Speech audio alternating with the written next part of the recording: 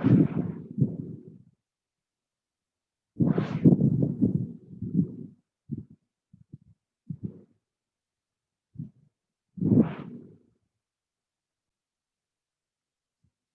to all of you.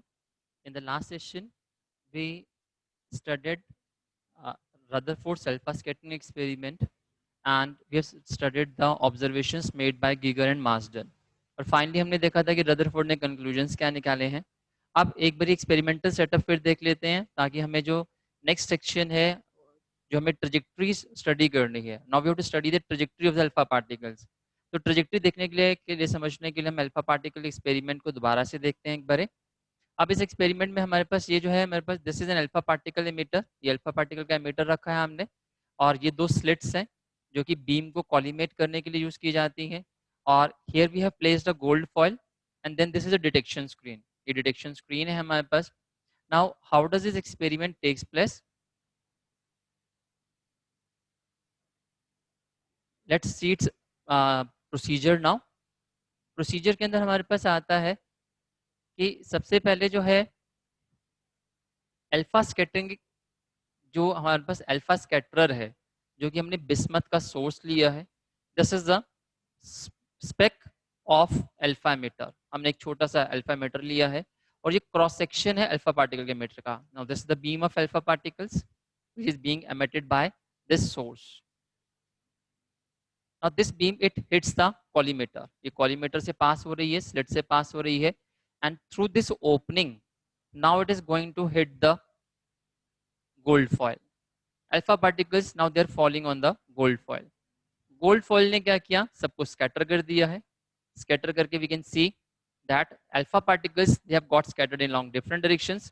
जहां पे भी स्कैटर कर रहे हैं, हिट कर रहे हैं, वहां पे क्या मिल रहा है हमको, एक स्किंटिलेशन इफेक्ट मिल रहा है हमको यहाँ पे जाकर के. ठीक है, तो ये अल्फा पार्टिकल स्कैटर हो गए हैं हमारे पास. अब हमें स्टडी करना है उनका path. This the most important, जिसको हम कहते हैं ट्रेजेक्ट्री ऑफ अल्फा पार्टिकल्स. अब ट्रेजेक्ट्री में देखें कि काफी सारे alpha particles, we can see that they are going straight.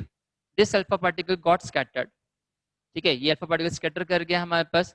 अब ये हमको स्टडी करना है कि कुछ alpha particle, this we call as a trajectory of alpha particles. ये क्या है, अल्फा पार्टिकल्स की ट्रेजेक्ट्री है. Trajectory of alpha particles. Trajectory का मतलब क्या होता है, हमारे पास पाथ फॉलोड. तो अल्फा पार्टिकल्स ने क्या पाथ फॉलो किया, this is the target nucleus. ये हमारे पास न्यूक्लियर है. ठीक है, ये हमारे पास एटम है, एटम के अंदर डिफरेंट न्यूक्लियर हैं. तो ये हमारे पास अल्फा पार्टिकल्स से ये बीम आ रही है अल्फा पार्टिकल्स की. तो we can see that few alpha particles, most of the alpha particles they have gone straight. काफी अल्फा पार्टिकल्स तो स्ट्रेट निकल गए हैं. ठीक है, कुछ अल्फा पार्टिकल्स ऐसे भी हैं जिनका स्कैटरिंग एंगल बहुत कम है, जिनको हमने कहा था कि जिनका स्कैटरिंग एंगल जो है 1 डिग्री से थोड़ा सा ज्यादा है. ठीक है, फिर कुछ अल्फा पार्टिकल्स ऐसे भी हैं, ये वो अल्फा पार्टिकल्स हैं जिनका स्कैटरिंग एंगल जो हमारे पास आ रहा है, जिनका स्कैटरिंग एंगल 90 डिग्री से ज्यादा आ रहा था हमारे पास. अब हमको एक तो इनको स्टडी करना है कि ये अल्फा पार्टिकल्स क्यों स्कैटर किए 1 डिग्री से ज्यादा, क्यों कुछ अल्फा पार्टिकल्स स्ट्रेट निकल गए, क्यों हमारे पास अल्फा पार्टिकल्स कुछ ऐसे थे जो 90 डिग्री से ज्यादा गए. और अब हमको इनके ऊपर भी फोकस करना है. ये एरो देखिए, just look at this arrow. This arrow says that this alpha particle was heading towards the nucleus, but now after getting closer to it, now it is going back. This blue arrow is showing that this alpha particle it went closer to the nucleus and then it has retraced its path. ये सबसे important वाला alpha particle है जो हमें बहुत important results देने वाला है. ठीक है, ये अल्फा पार्टिकल कौन सा है, जो न्यूक्लियस के नजदीक गया और बिना ही टकराए उससे क्या कर गया है, वापस अपने रास्ते पे रिट्रेस कर गया है. This is we call as the trajectory of alpha particles. Now let us study it in detail.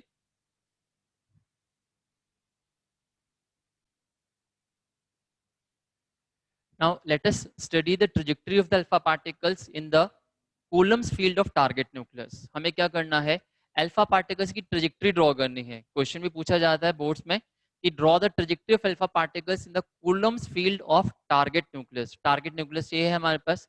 Target nucleus ने क्या किया, अपने आसपास एक फील्ड सेटअप की है. ठीक है, फील्ड कौन सी है उसके पास, उसकी इलेक्ट्रोस्टैटिक फील्ड है, क्योंकि चार्ज पार्टिकल है एक न्यूक्लियस जो है हमारे पास.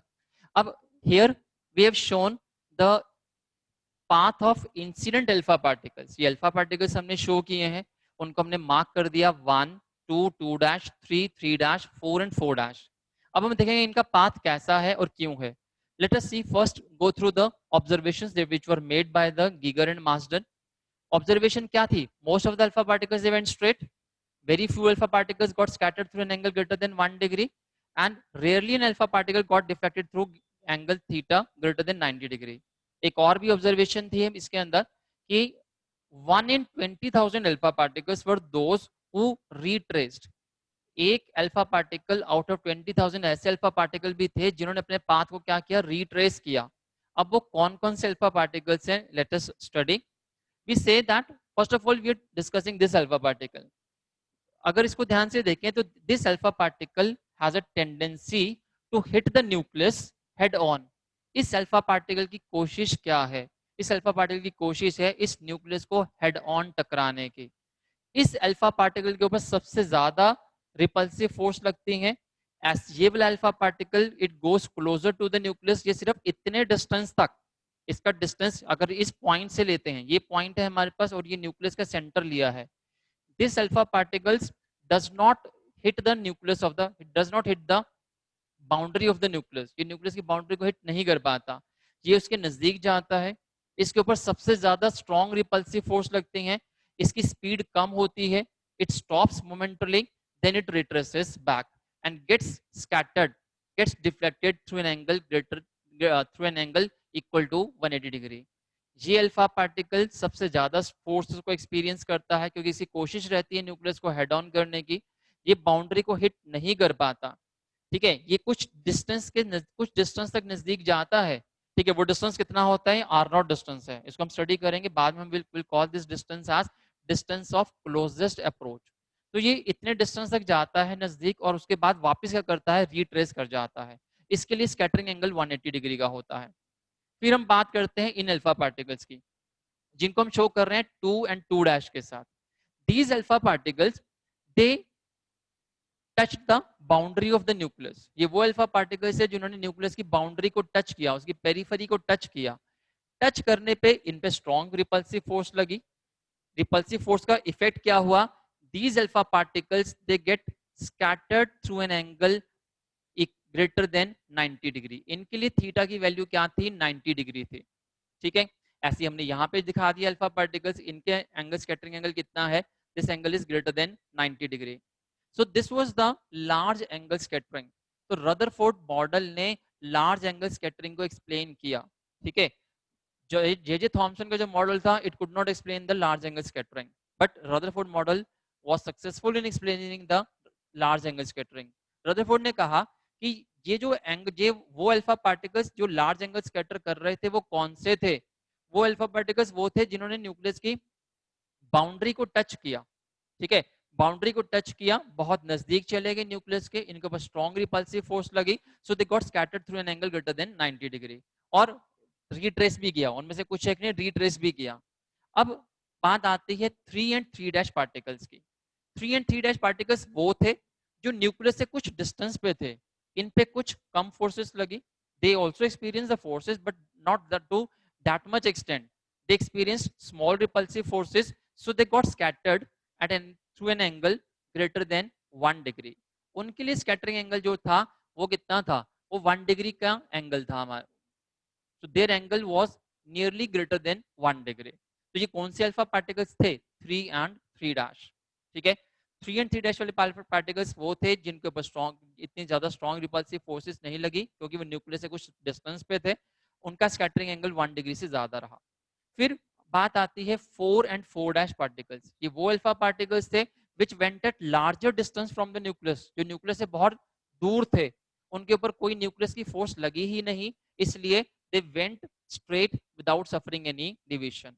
Particles 4 and 4', these were those alpha particles which were at larger distance from the nucleus, जिनका न्यूक्लियस से डिस्टेंस काफी ज्यादा था, इसलिए उनके ऊपर कोई रिपल्सिव फोर्स नहीं लगी. So their scattering angle was almost zero, so they went straight without suffering any deviation. तो most of the alpha particles went straight. ये कौन से थे, दीज वर 4 and 4'. ये 4 and 4' वाले पार्टिकल्स थे. थीटा ग्रेटर देन 1 वाले कौन से पार्टिकल थे, ये 3 and 3' वाले पार्टिकल्स थे. और alpha particle greater than 90 degree वाले थे हमारे पास 2 and 2' वाले थे. और जिन्होंने रीट्रेस किया, ठीक है, द अल्फा पार्टिकल्स विच रीट्रेस्ड, जिनके लिए थीटा की वैल्यू 180 डिग्री थी, that was the particle represented by 1 in this figure. ठीक है, so this was the trajectory of alpha particles, मतलब path है alpha particles का in the Coulomb field. Coulomb field means the electrostatic field. ये सब repulsion जो हो रही है किस कारण से हो रही है, कूलम्स रिपल्शन हो रही है, तो ये कूलम की फील्ड है किसकी, टारगेट न्यूक्लियस के. Let us note down it's notes now.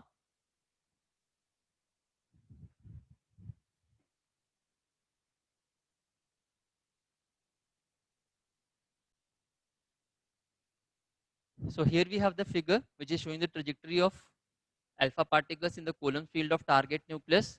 So alpha particle shown by 1, ये वो alpha particle है which tries to hit the nucleus head on. ये वो alpha particle था जिसकी कोशिश थी nucleus को head on टकराने की. It suffered strong repulsive forces, so it got deflected through theta 180 degree. फिर हमारे पास alpha particle 2 and 2 dash है, हमारे पास 2 and 2 dash which 2 and 2 dash which tended to hit the boundary of the nucleus. इनकी कोशिश क्या थी, न्यूक्लियस की boundary को हिट करना. They got deflected through an angle greater than 90 degree. तो ये लार्ज एंगल स्कैटरिंग आ गई है हमारे पास. फिर हमारे पास आता है alpha particles 3 and 3 dash. 3 and 3 dash वो अल्फा पार्टिकल्स है which went at certain distance from the nucleus. ये वो अल्फा पार्टिकल्स है जो न्यूक्लियस से कुछ डिस्टेंस पे ट्रेवल कर रहे थे. They experienced lesser force and got scattered through an angle greater than 1 degree. Alpha particles 4 and 4 dash. अब 4 and 4 dash वाले particles कौन कौन से थे हमारे पास, 4 and 4 dash. These alpha particles were those alpha particles which passed at very large distance, जो कि काफी ज्यादा डिस्टेंस पे थे न्यूक्लियस से. They did not experience any repulsive force, so they went straight. ठीक है, तो ये हमारे पास वो अल्फा पार्टिकल्स थे जो काफी डिस्टेंस पे थे, इनके ऊपर कोई रिपल्सिव फोर्स नहीं लगी और ये अल्फा पार्टिकल्स स्ट्रेट चले गए. You can note down these results.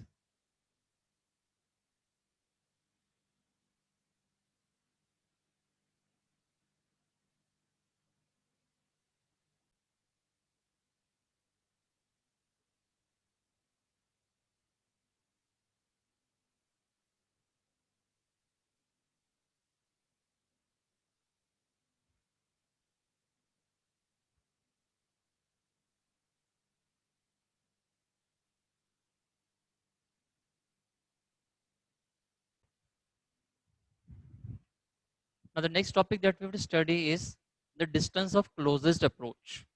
In the last topic जो हमने trajectory study किया है, वहां पे हमने देखा था कि अल्फा पार्टिकल जो है जिसकी कोशिश थी न्यूक्लियस को हेड ऑन हिट करने की, that alpha particle it went closer to the nucleus and then it returned. अब कितने नजदीक वो जाता है, जिस डिस्टेंस तक वो जाता है उस डिस्टेंस को कहते हैं डिस्टेंस ऑफ क्लोजेस्ट अप्रोच. कितना नजदीक चला गया वो टारगेट न्यूक्लियस के. तो क्या होता है डिस्टेंस ऑफ क्लोजेस्ट अप्रोच और क्या इसकी एक्सप्रेशन है, means on what factors does the distance of closest approach depend. तो first of all we have the definition, we have the figure में ये हमारे पास टारगेट न्यूक्लियस है, ये हमने अल्फा पार्टिकल दिखाया है. कौन सा अल्फा पार्टिकल, जिसकी कोशिश थी हेड ऑन हिट करने की, इसके लिए थीटा 180 डिग्री है. So it is the distance between the center of nucleus का center लिया and the point from where an alpha particle with a tendency to hit the nucleus head on, ठीक है, returns. ये क्या distance है, distance of closest approach nucleus का centre से लेके उस पॉइंट का डिस्टेंस है जहां तक अल्फा पार्टिकल नजदीक जाता है. कौन सा अल्फा पार्टिकल, जिसकी कोशिश है हेड ऑन हिट करने की, जाता है यहाँ पे रुकता है और फिर अपने पाथ को क्या करता है, रिट्रेस करता है. उस पॉइंट से लेकर के न्यूक्लियस के सेंटर तक का जो डिस्टेंस है उसको कहा जाता है distance of closest approach. Now how to find it out. अब इसके अंदर हम यूज करेंगे, will be using the concept of conservation of mechanical energy. ठीक है, क्योंकि यहाँ पे दो एनर्जीज इन्वॉल्व है. One is the kinetic energy of the alpha particle and second is the field of the nucleus. दो एनर्जीज होंगी. अल्फा पार्टिकल को कुछ काइनेटिक एनर्जी दे करके भेजा जाता है, ठीक है, और न्यूक्लियस के ऊपर चार्ज है और न्यूक्लियस क्या करेगा, न्यूक्लियस अपनी फील्ड क्रिएट किए हुए है यहाँ पे. तो क्या होगा इस केस के अंदर, तो we consider that suppose an alpha particle एक अल्फा पार्टिकल जिसके ऊपर चार्ज कितना होगा, अल्फा पार्टिकल पे चार्ज होता है +2e का, that's the charge particle. It is incident, it is incident towards, it is incident towards the nucleus with kinetic energy E which is equals to half mv square. Alpha particles को इतनी energy लेकर के भेजा गया.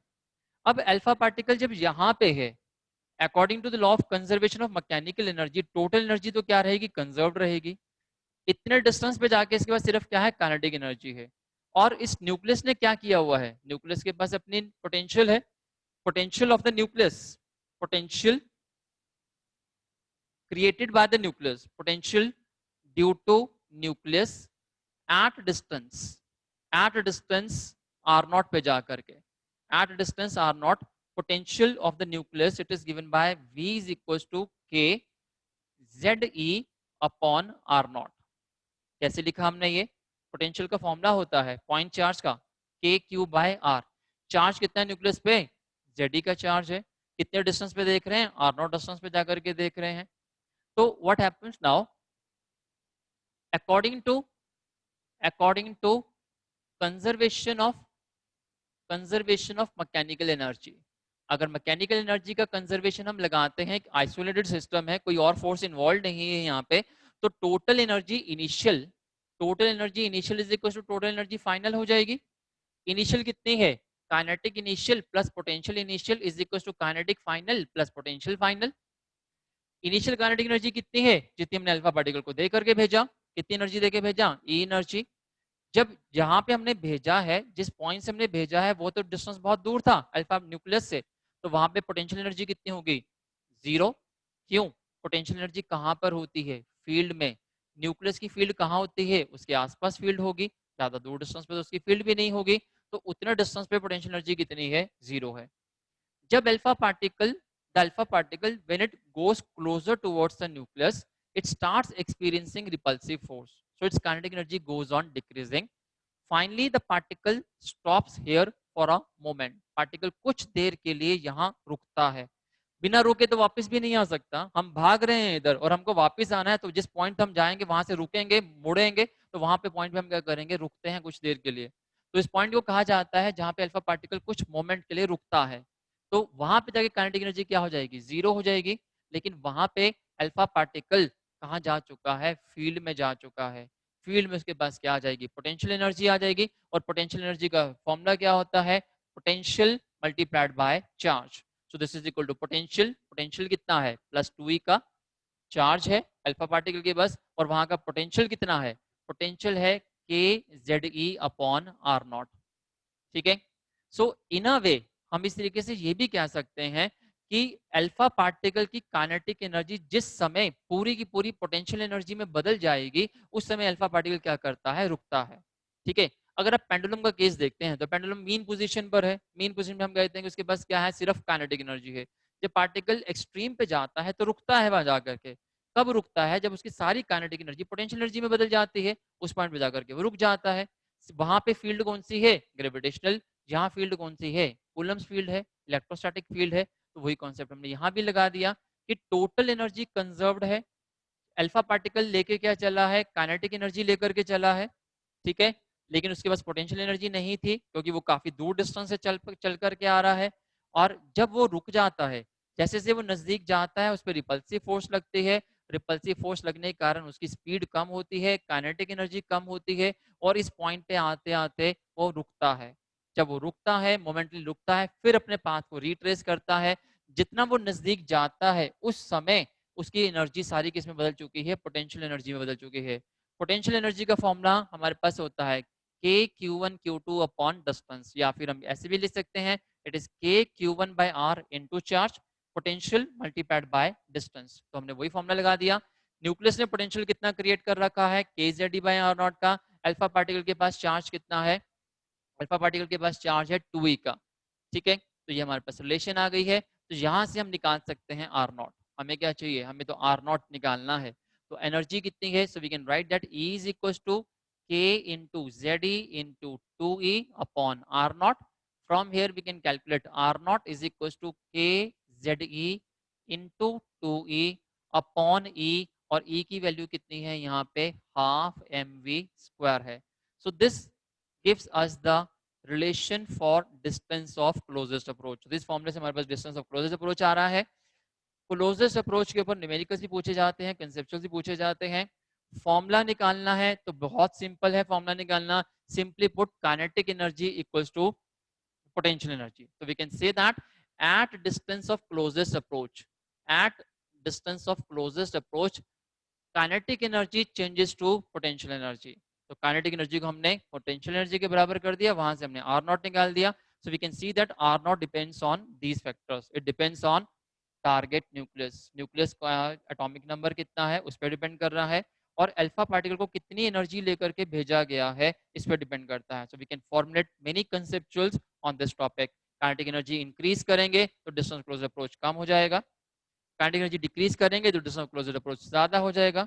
जितनी energy ज्यादा देकर के भेजेंगे उतना डिस्टेंस कम होगा, बिकॉज गिवन पैरामीटर्स के लिए r naught is inversely proportional to e आ रहा है. तो एनर्जी बढ़ाएंगे तो डिस्टेंस क्या होगा, कम हो जाएगा, एंड वाइस वर्सा हो जाएगा. And different this r not will be different for different target nucleus. अलग अलग टारगेट न्यूक्लियस के लिए जेड की वैल्यू डिफरेंट होगी, इसलिए आर नॉट भी क्या होगा, डिफरेंट होगा.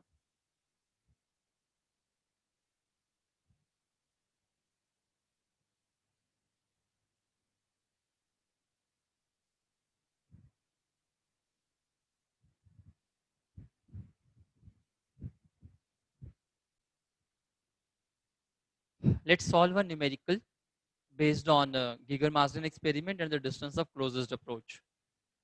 Numerical है हमारे पास, it has been taken from NCERT.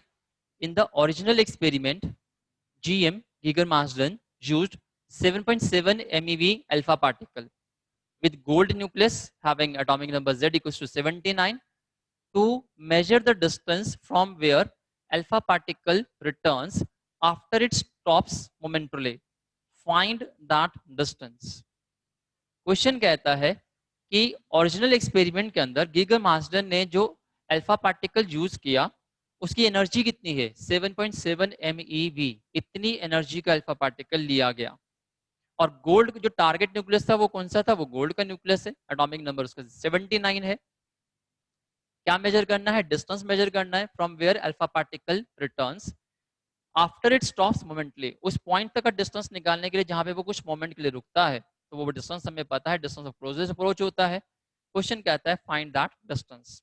तो let us calculate that distance. Now we know that, as we know that the distance of closest approach, it is given by k into ze into 2e upon energy. ये relation है हमारे पास, और according to the question जो parameters हमें given है, हमें z given है, z is given to be 79 and energy of the alpha particles it has been given to us. Energy कितनी अल्फा पार्टिकल की 7.7 MeV. That is 7.7 into 1.6 into 10 पर minus 13 joule. 1 MeV कितना होता है, 1.6 into 10 minus 13 joule होता है, 1 million electron volt. तो ये हमारे पास एनर्जी आ रही है अल्फा पार्टिकल की. तो let's substitute this values here to calculate r nought. तो आर नॉट कितना आ जाएगा, के की वैल्यू है हमारे पास 9 into 10 power 9 into Z. Z कितना है 79 है, इंटू 2 ले लेते हैं यहाँ पे, इंटू ई कितना है हमारे पास 1.6 इंटू 10 पर माइनस 19, और उसका भी हमको स्क्वायर लेना है. ठीक है, डिवाइड किससे करना है हमको, ई के साथ. ई कितना है 7.7 इंटू 1.6 इंटू 10 पर माइनस 13. ठीक है, के लिया है हमने 9 न्यूटन पर 9 लिया है, जेड की वैल्यू 79 है, ये 2 लिया है अल्फा पार्टिकल का जो चार्ज था, और ई इंटू ई 1.6 इंटू माइनस 19 का होल स्क्वायर. नीचे आ जाएगा 7.7 MeV, 7.7 into 1.6 into 10 minus 13. On calculating this value comes out to be around 29.3 into 10 per minus 15 meter. इतनी वैल्यू आ जाती है, और रफली we take this value as 30 fermi. तो ये हमारे पास क्या आ जाता है, डिस्टेंस ऑफ क्लोजेस्ट अप्रोच आता है. मतलब alpha particle actual Geiger Marsden experiment के अंदर, इस एक्सपेरिमेंट के अंदर ये अल्फा पार्टिकल जो है जो हिट करता है और जहाँ वापस आता है, it goes up to this much closest distance, ये इतने डिस्टेंस तक जा रहा है। और ये डिस्टेंस कितना है, लगभग कितना है, 30 फर्मी का डिस्टेंस है। ठीक है। अब कहा जाता है कि ये जो डिस्टेंस है, it is regarded as the upper limit, और इट इज रिगार्डेड एज रफली द साइज ऑफ न्यूक्लियस। इसी डिस्टेंस को क्या कहा जाता है, साइज ऑफ न्यूक्लियस भी कहा जाता है। क्यों? क्योंकि अल्फा पार्टिकल इतने डिस्टेंस तक क्लोजर गया है, 30 फर्मी के डिस्टेंस तक गया, और ये डिस्टेंस कहां से कैलकुलेट हो रहा है, न्यूक्लियस के सेंटर से कैलकुलेट हो रहा है। क्योंकि स्ट्रॉन्ग रिपल्सिव फोर्स के कारण alpha particle does not hit the boundary of the nucleus. ठीक है, स्ट्रॉन्ग रिपल्सिव फोर्स के कारण question is asked on this point कि why this distance is regarded as the upper limit और it is regarded as रफली the size of nucleus. So we say that due to strong repulsive forces, this alpha particle does not hit the boundary of the nucleus. Strong repulsive forces के कारण ये alpha particle उसको hit नहीं करता boundary को, कुछ नजदीक जाता है और फिर वहां से वापस आ जाता है। ठीक है, मतलब अगर आने वाले टाइम में Rutherford, as per we are talking about those days, in those days it was regarded as the size of the nucleus.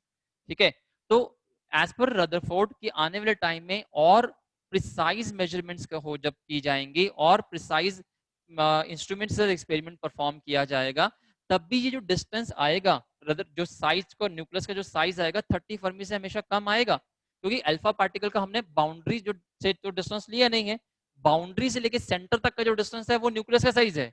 Suppose that nucleus का साइज कितना है, आरएनए है, तो आरएन की वैल्यू in every case the radius of nucleus will always be less than r nought. RN क्या है, nucleus का साइज है, न्यूक्लियस का रेडियस है, और ये डिस्टेंस हमेशा आर नॉट से क्या होगा, कम होगा, क्योंकि हमने डिस्टेंस कहाँ तक लिया है, हमने तो डिस्टेंस यहाँ तक का डिस्टेंस हमने कैलकुलेट कर लिया है। तो आने वाले टाइम में अगर कितनी ही प्रिसाइज मेजरमेंट्स कर भी ली जाएंगी, तब भी न्यूक्लियस का साइज हमेशा 30 फर्मी से कम आएगा। इसलिए ये जो डिस्टेंस ऑफ क्लोजेस्ट अप्रोच है, इसको रफली माना जाता है कि न्यूक्लियस का साइज है, या ये माना जाता है upper limit to the size of nucleus.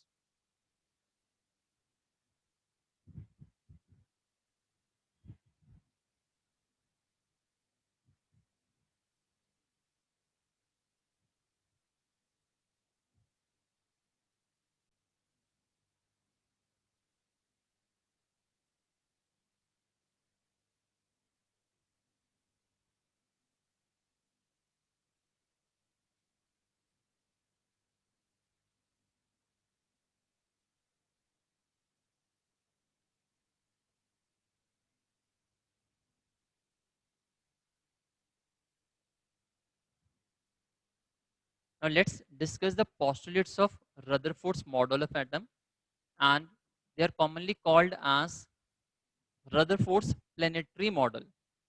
इसको रदरफोर्ड का प्लानिटरी मॉडल भी कहा जाता है। Why it is called as a planetary model?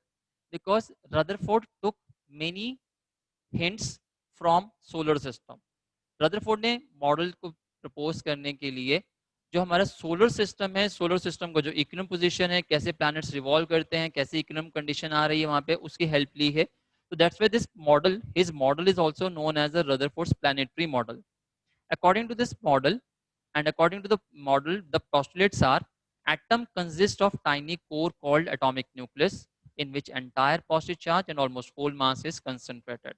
Postulates are very important because ये सारे postulates आगे जा करके जो है बोर्स मॉडल का postulates बन जाते हैं। तो हमें स्टडी करना है बोर्स मॉडल पे, questions were also asked.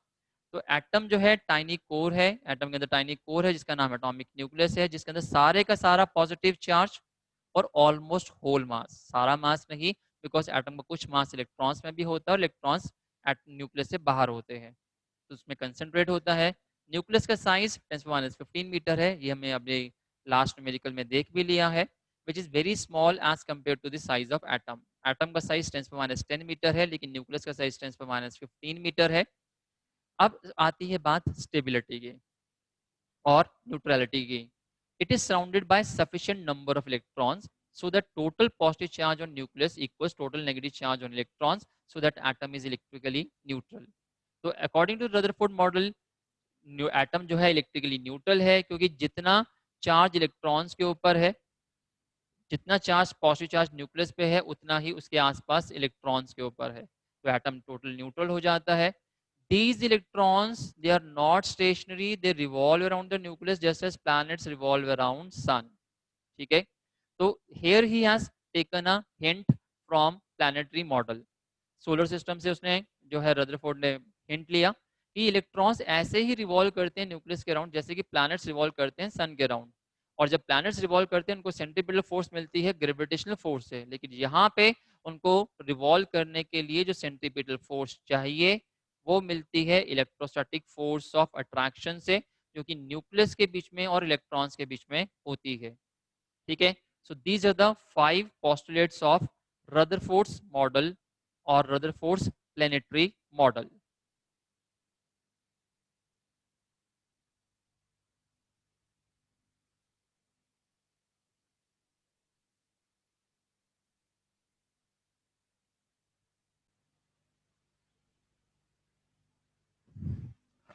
Now let's take up one more question based on Rutherford model. Subjective question पूछा जाता है.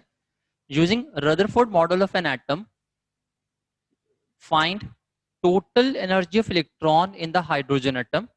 What is the significance of negative energy? Rutherford model के बेस पे हमको क्या करना है, टोटल एनर्जी निकालनी है इलेक्ट्रॉन की किसमें, हाइड्रोजन एटम के अंदर, and we have to find out what is the significance of negative energy.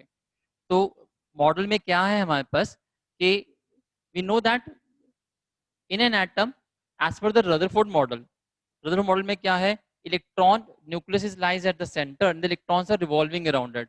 तो let us consider an electron which is revolving around the nucleus. तो हम एक इलेक्ट्रॉन कंसीडर करते हैं जो न्यूक्लियस के अराउंड रिवॉल्व कर रहा है.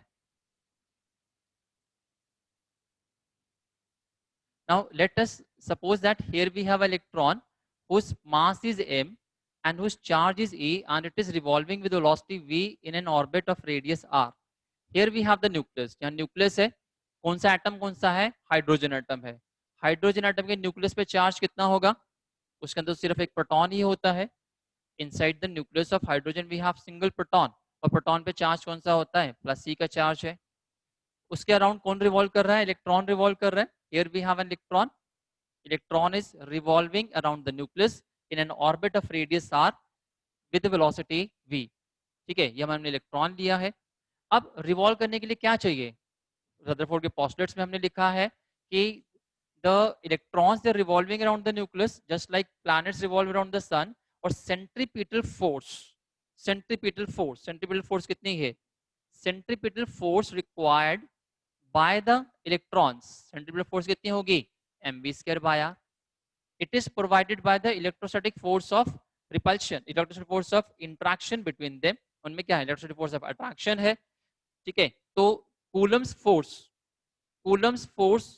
कितनी है उनके बीच में, the Coulomb's force between the nucleus this is equal to electrostatic force है, वो कितनी होगी हमारे पास, k q1 q2 by r square. तो k q1 कितना है, प्लस c. दूसरा चार्ज कौन है, इलेक्ट्रॉन है, चार्ज कितना है, e चार्ज है, डिवाइड बाय डिस्टेंस कितना होगा, r स्क्वायर होगा. And for dynamically stable orbit, for a dynamically stable orbit, अगर ऑर्बिट को स्टेबल रहना है तो जितनी सेंट्रीपिटल फोर्स चाहिए उसको प्रोवाइड करने के लिए कोई ना कोई सोर्स होना चाहिए. उसी के अकॉर्डिंगली स्पीड आती है, जितना सोर्स के फोर्स होती है उसी के हिसाब से स्पीड बन जाती है उसकी. तो यहाँ से रिलेशन आ जाएगा हमारा mv square by r is equal to k e square by r square. ये रिलेशन आ गया हमारे पास. We can cancel out r from here, r को कैंसिल कर दें तो यहाँ से mv स्क्वायर की वैल्यू आ रही है हमारे पास. तो mv स्क्वायर की वैल्यू हमें मिल जाती है mv square is equal to k e square by r. What we have to find, total energy. हमें तो निकालनी है, टोटल एनर्जी निकालनी है. और टोटल एनर्जी का मतलब होता है काइनेटिक प्लस पोटेंशियल निकालनी है. तो काइनेटिक एनर्जी कितनी होगी, now kinetic energy which is given by half mv square. mv square की वैल्यू हमारे पास है हाफ mv स्क्वायर की चाहिए हमें, तो क्या बन जाएगी, this is equal to k e square upon 2r हो जाएगी हमारे पास. This is the kinetic energy. Potential energy का रिलेशन क्या होता है हमारे पास, पोटेंशियल एनर्जी का फॉर्मूला होता है u, it is given by k Q1 Q2 by R। तो लिख देते हैं K Q1 कौन है प्लस C न्यूक्लियस, Q2 कौन है इलेक्ट्रॉन, डिस्टेंस कितना है R the radius of the orbit, ठीक है। This is the kinetic energy and this is the potential energy, so what will be the total energy equals to, ये हमारे पास आ गया minus k e square by r. Now total energy which is denoted by E, it is the sum of kinetic and potential, ये kinetic potential का सम होता है। तो E की वैल्यू हमारे पास आ जाएगी काइनेटिक है हमारे पास k e square upon 2r, potential आ रही है minus k e square by r. Potential energy में और पोटेंशियल के फॉर्मूले में साइन लेना होता है, फोर्स और फील्ड में साइन नहीं लेना होता चार्ज का, तो यहाँ पे हमने चार्ज का साइन लिया है, polarity we have to take. From here we get this is equal to minus k e square upon 2r, this is E, ये वैल्यू आ जाती है हमारे पास। के की वैल्यू पुट कर सकते हैं, के कितना होता है, k is equal to 1/4 pi epsilon naught होता है, तो ये वैल्यू बन जाती है हमारे पास -1/4 pi epsilon naught e square upon 2r। So this finally comes out to be minus e square upon 8 pi epsilon naught r, this is the total energy. ठीक है जी, ये टोटल एनर्जी आ गई है। कैसे निकाली हमने total energy, method is very important, this derivation is asked for 2 marks, तो 2 marks में क्वेश्चन भी पूछा जाता है। और इसी मेथड से अभी हम यूज कर रहे हैं रदरफोर्ड मॉडल से हम एनर्जी निकाल रहे हैं, और after studying the Bohr's model हमें बोर्स मॉडल से भी एनर्जी निकालनी होती है। तो हमने क्या फॉलो किया है प्रिंसिपल, हमने कहा है कि सेंट्रीपिटल फोर्स पॉस्टुलेट्स फॉलो किए हमने रदरफोर्ड के। इलेक्ट्रॉन को रिवॉल्व करने के लिए क्या चाहिए, सेंट्रीपिटल फोर्स चाहिए, कितनी होती है mv स्क्वायर बाय आर। देने वाला कौन है, कूलम फोर्स है, के स्क्वायर बाय आर स्क्वायर। अगर ऑर्बिट स्टेबल रहती है तो ये दोनों फोर्सेस बराबर होनी चाहिए, तो यहाँ से mv स्क्वायर की वैल्यू आ गई हमारे पास। हमें चाहिए काइनेटिक एनर्जी होती है हाफ mv स्क्वायर, तो हमने के स्क्वायर अपॉन 2r कर दिया। पोटेंशियल एनर्जी का फॉर्मूला लगा दिया, माइनस के स्क्वायर बार आ गया। टोटल एनर्जी होती है सम ऑफ काइनेटिक एंड पोटेंशियल, ये आ जाएगा हमारे पास, दोनों का सम कर दिया और ये एनर्जी आ गई। के की वैल्यू हमने यूज की है, तो फॉर्मूला कितना आ रहा है minus e square upon 8 pi epsilon naught r. ठीक है, इतना क्वेश्चन तो 1.5 मार्क का है। आगे पूछा जाता है what is the significance of negative energy, we can see that energy comes out to be negative. Now what is the meaning, what is the significance of this negative energy. Negative energy we say significance of negative energy, negative का मतलब क्या होता है, significance of negative energy, it shows that it shows that the electron is bound electron is bound to the nucleus and is not free to leave it. What does it mean? जब हमने gravitation study करते हैं तो gravitation में हम देखते हैं कि तब भी टोटल एनर्जी नेगेटिव आ रही होती है। तो नेगेटिव एनर्जी क्या शो करती है, negative means bound state. Negative energy का मतलब क्या होता है, वो सिस्टम जो है जिसकी एनर्जी नेगेटिव है वो बाउंड है, वो उस सिस्टम को छोड़ करके नहीं जा सकता। तो नेगेटिव एनर्जी का मतलब है कि इलेक्ट्रॉन जो है, ये एनर्जी किसकी निकाल ली हमने, we found out the total energy of the electron. Electron की टोटल एनर्जी क्या आ रही है, नेगेटिव आ रही है, मतलब ये इलेक्ट्रॉन इस न्यूक्लियस के साथ बाउंड है, ये इसको छोड़ करके नहीं जाएगा, ये इसके आसपास रिवॉल्व करेगा ही करेगा, क्योंकि इसकी एनर्जी क्या है, नेगेटिव है। कब छोड़ के जाएगा, जब आप हम इसको इतनी एनर्जी, जब इसकी एनर्जी हम कितनी बना देंगे, 0 बना देंगे। तो will study that topic also, जहाँ पे हमारे पास आयनाइजेशन एनर्जी आती है हमारे पास और एक्साइटेशन एनर्जीज आती है, हम देखेंगे कि कैसे इलेक्ट्रॉन को फ्री भी किया जा सकता है। तो अभी इसकी टोटल एनर्जी क्या है, नेगेटिव है। नेगेटिव का मतलब इलेक्ट्रॉन इसके आसपास रिवॉल्व करेगा ही करेगा, इसको छोड़ करके वो नहीं जा सकता, because electron is in the bound state.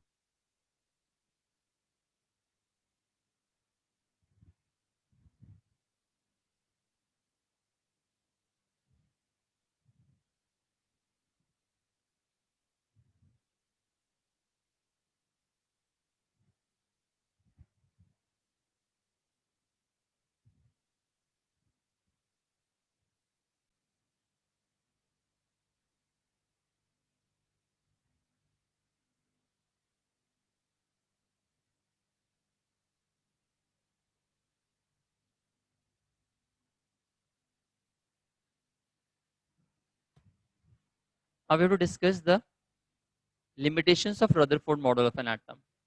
Rutherford model के लिए हमने एक चीज देख ली है कि it was successful in explaining large angle scattering. Rutherford ने लार्ज एंगल स्कैटरिंग को सक्सेसफुली एक्सप्लेन किया. फिर भी उसके अंदर कुछ ड्रॉबैक्स हैं, तो let us study those drawbacks और the limitations. The first one is Rutherford model was unable to explain stability of atom. Rutherford का मॉडल जो था स्टेबिलिटी को एक्सप्लेन नहीं कर सका. क्यों? According to Rutherford electron revolve करता है न्यूक्लियस के around, so we can say that its motion is an accelerated motion. Electron it revolves around the nucleus, और जो भी रिवॉल्विंग मोशन मतलब सर्कुलर मोशन जो होती है, circular motion it is an example of accelerated motion, क्योंकि circular motion में velocity की डायरेक्शन चेंज करती है. डायरेक्शन चेंज करने के कारण बॉडी एक्सेलरेट करती है, और हम कहते हैं कि ये मोशन कैसी है, एक्सेलरेटेड मोशन है. और हमने इलेक्ट्रोमैग्नेटिक वेव्स के अंदर, जिसको कि हम इलेक्ट्रोमैग्नेटिक थ्योरी कहते हैं, वहां पे हमने स्टडी किया है कि एक एक्सेलरेटेड चार्ज जो है अपने में से इलेक्ट्रोमैग्नेटिक रेडिएशंस निकालता है. ठीक है. अगर रेडिएशन का मतलब क्या है? रेडिएशन मीन्स एनर्जी, क्योंकि एक ईएम वेव क्या होती है? एनर्जी ट्रांसफर करती है. तो अगर इलेक्ट्रॉन अपने में से एक रिवॉल्विंग चार्ज पार्टिकल अपने में से इलेक्ट्रोमैग्नेटिक रेडिएशंस निकालता है, मतलब वो अपनी एनर्जी को लूज करेगा. अगर एनर्जी लूज करेगा तो एनर्जी कांस्टेंट नहीं है, तो एनर्जी कांस्टेंट ना होने के कारण उसके पाथ का रेडियस कम होता जाएगा.